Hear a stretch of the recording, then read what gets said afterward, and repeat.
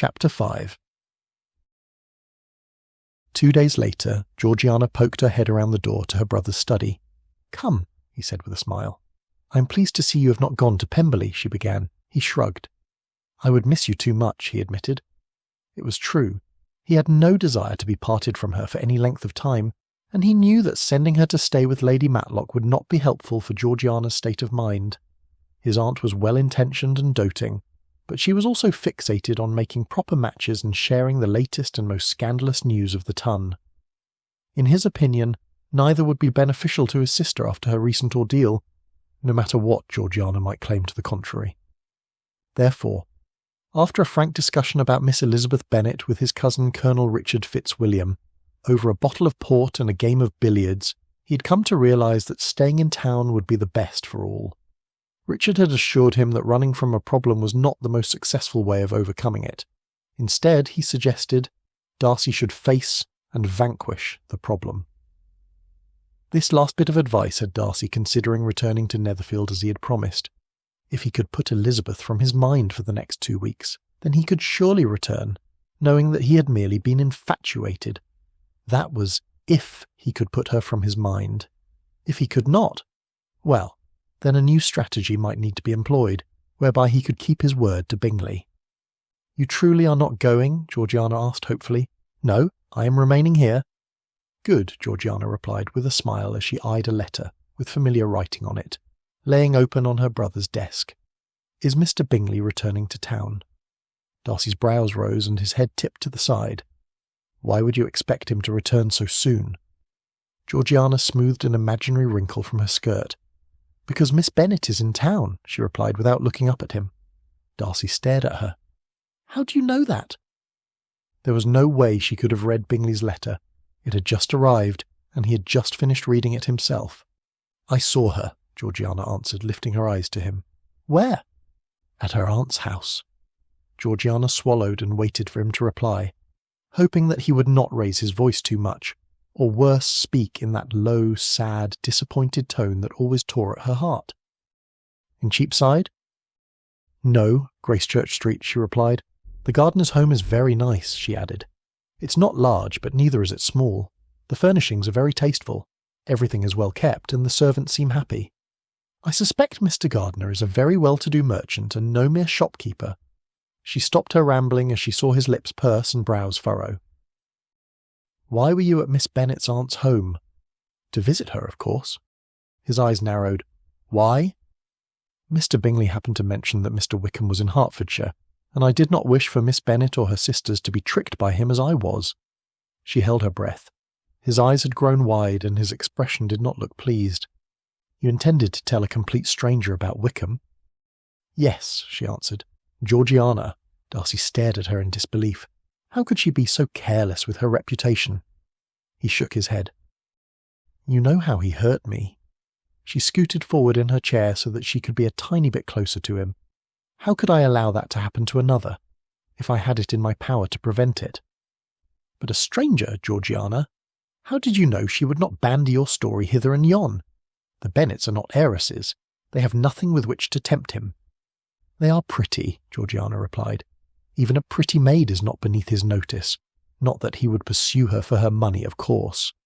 Her cheeks flushed with embarrassment. Darcy's eyes grew wide.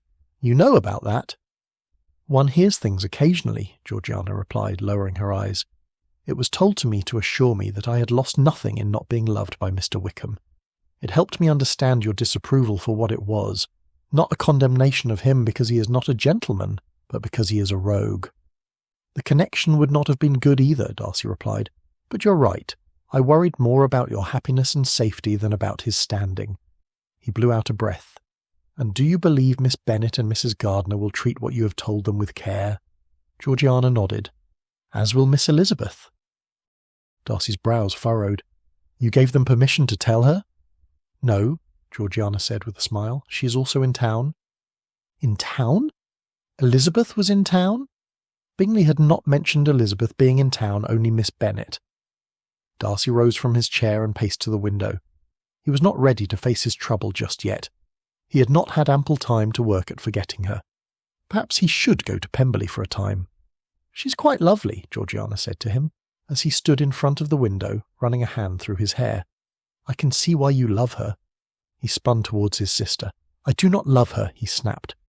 He did not love Elizabeth. Did he?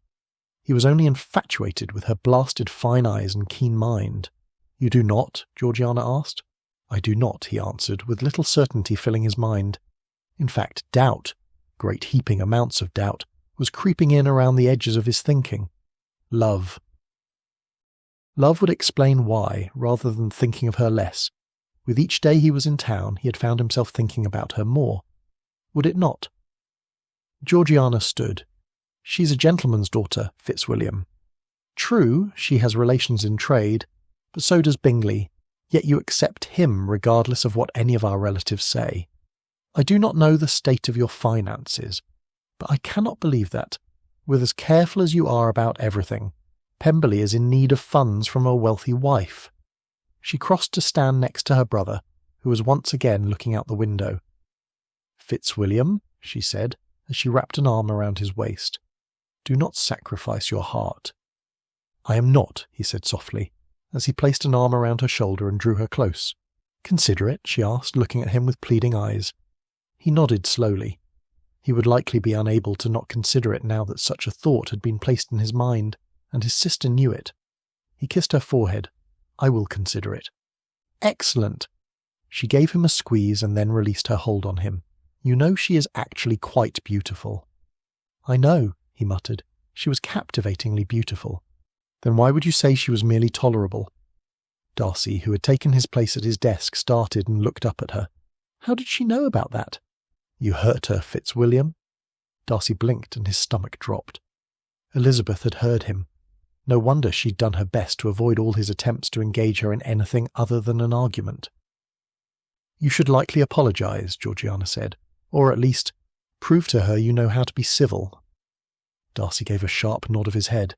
Being scolded by one's younger sister was not pleasant. "Miss Darcy." Mr. Wright stood behind her at the door. "You have callers," he said softly. "Thank you, Mr. Wright.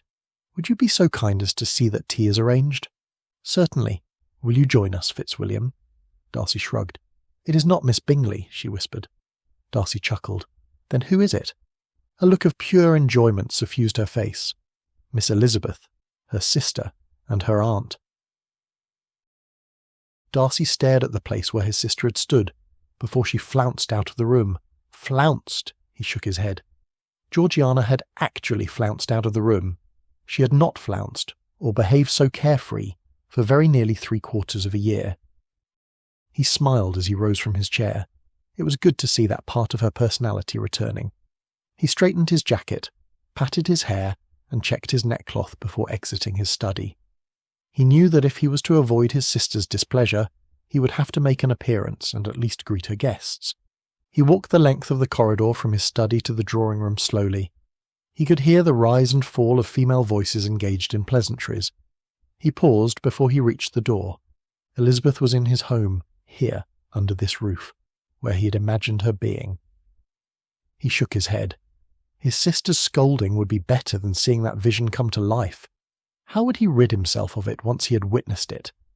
He turned and walked halfway back to his study before the pull of curiosity and the shame of cowardice compelled him to retrace his steps to the drawing-room.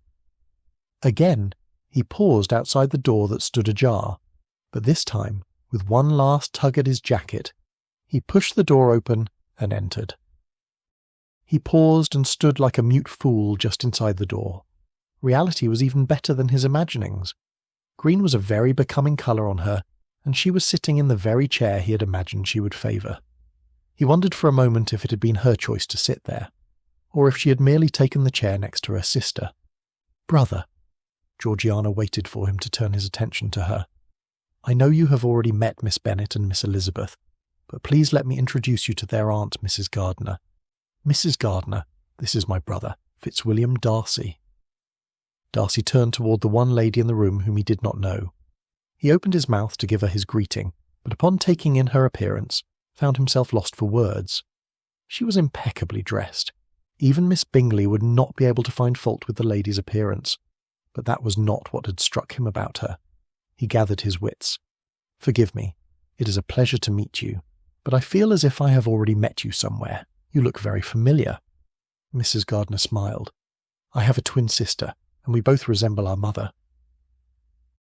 Darcy was unsure why this information might clear his mind, so he waited expectantly for the lady to continue, but before she could, his eyes grew wide with recognition, as an image of a lady he had seen many times in his childhood flashed through his mind. "Mrs. Pettigrew?" "Is my mother," Mrs. Gardiner replied. "You're from Lambton?" Darcy asked with interest as he took a seat. "Indeed I am, although very little of my family remains in Derbyshire. In fact, it is only my cousin, Mr. Cook, who still remains. Both my sister and I have husbands here in town, and our brother is long since passed. A childhood illness not long after my mother died," she added in explanation. Darcy slumped from his normal rigid posture.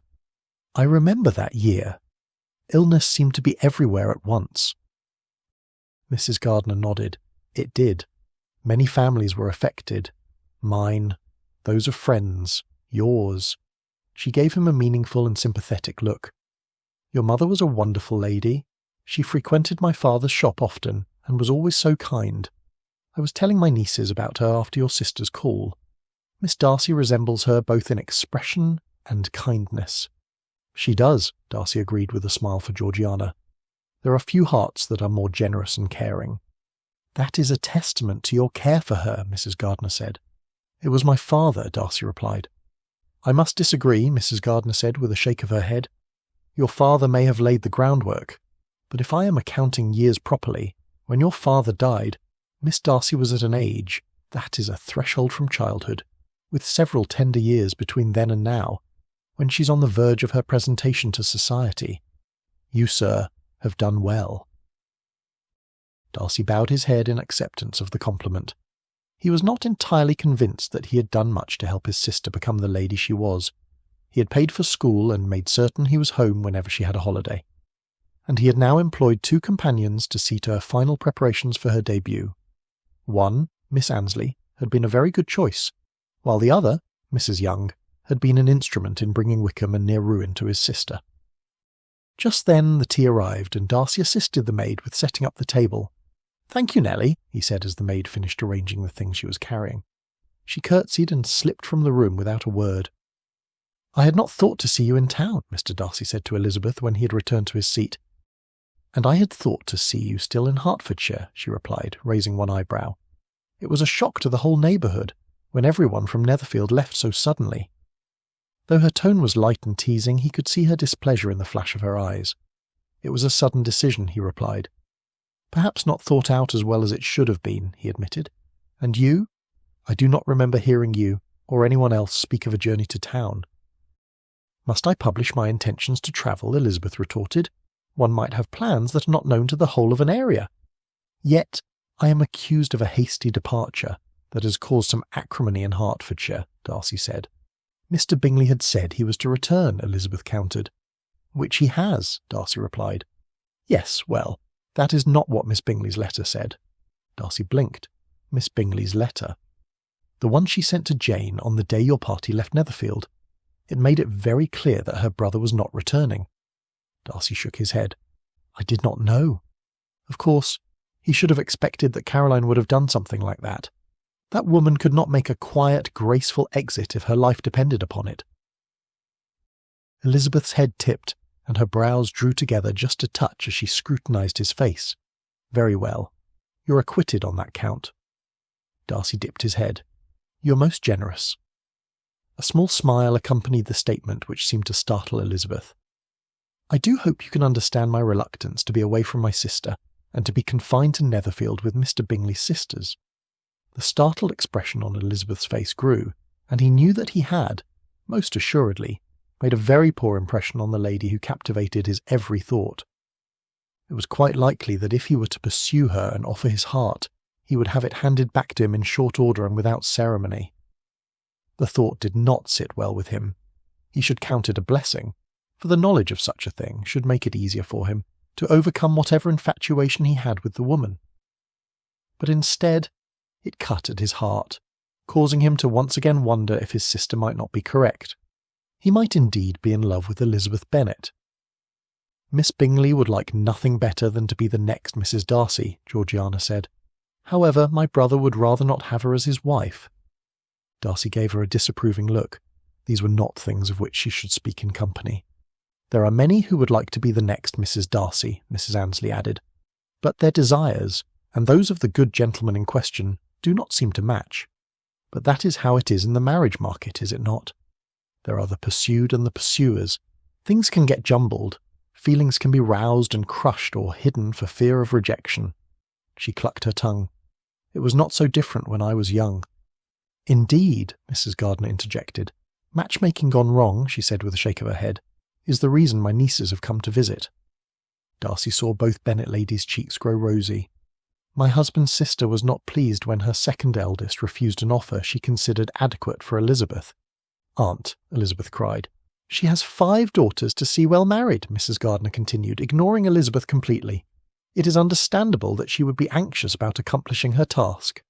Oh, it is, Mrs. Annesley replied. Who?